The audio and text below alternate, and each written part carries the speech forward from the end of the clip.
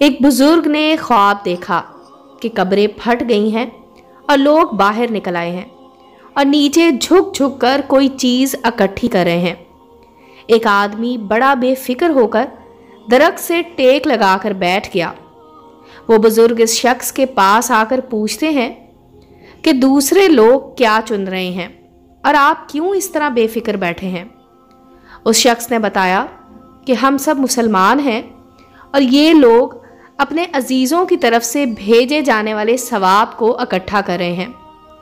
بزرگ نے پوچھا کہ آپ ثواب کیوں نہیں اکٹھا کر رہے؟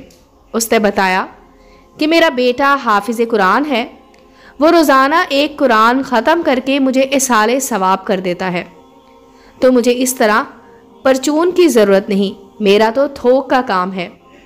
بزرگ نے پوچھا تیرا بیٹا کیا کرتا ہے؟ اس شخص نے بتایا کہ اس کی فلاں جگہ مٹھائی کی دکان ہے۔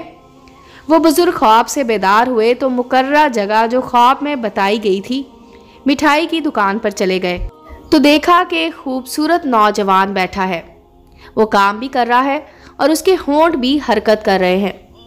اس نوجوان سے نام پوچھا تو وہی تھا جو خواب میں بتایا گیا تھا۔ بزرگ نے پوچھا کیا پڑھ رہے ہو؟ اس نے بتایا قرآن پاک کی تلاوت کر رہا ہوں۔ پوچھا روزانہ کتنا پڑھتے ہو؟ بتایا کہ ایک قرآن پاک روزانہ ختم کر کے اپنے والد کو ایصال ثواب کرتا ہوں۔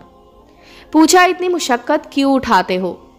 اس نوجوان نے کہا کہ میرے والد نے میرے لیے اتنا کچھ کیا ہے تو میرا بھی حق بنتا ہے کہ میں بھی ان کے لیے کچھ کروں۔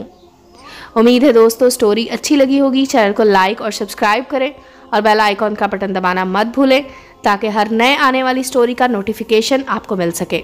ملتے ہیں اگلی سٹوری کے ساتھ۔